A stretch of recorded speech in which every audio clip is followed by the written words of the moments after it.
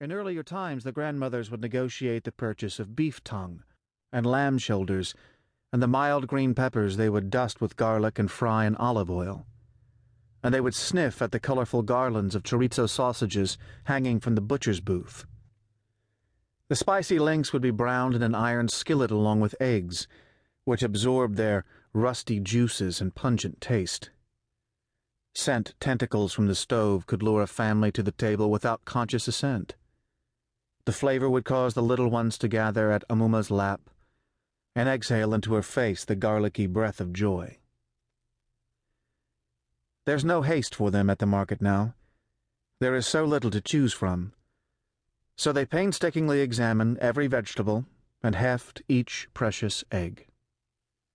These are too small, one says, triggering a flurry of critiques from the others. These vegetables are not fresh. I would never serve this to my family. Are we buying today, ladies, or just fondling? The vendor asks.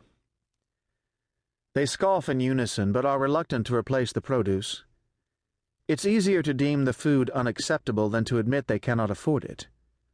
Even in good times, the elderly women were particular about such matters, since cooking defined them.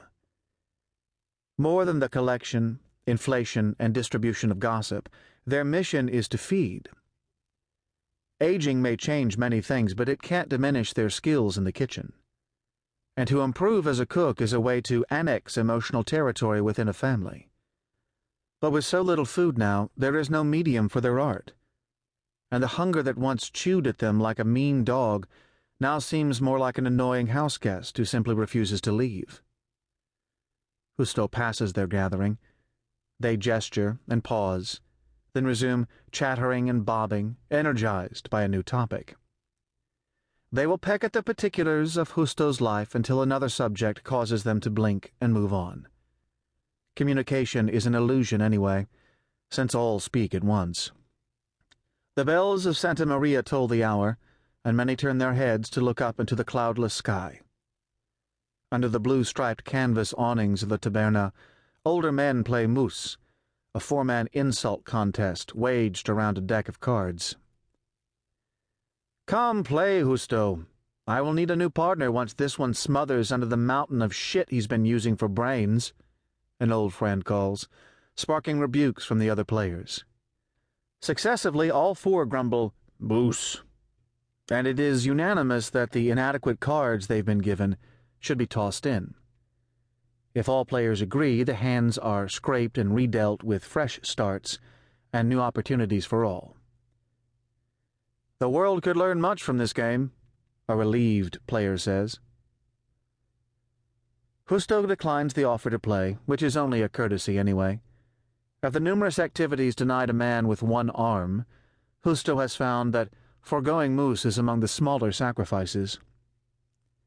So they proceed with the ticks and gestures used to signal their partners, acts that are not only allowed but encouraged. The creative Basques decided that cheating could be prevented by declaring it a legal part of the game. Accordingly, if one never recognizes the existence of a border, then carrying goods across it is not smuggling, merely nocturnal commerce. And if a race believes it has always lived in its own nation, then protecting its imaginary boundaries is a matter of patriotism, not separatism.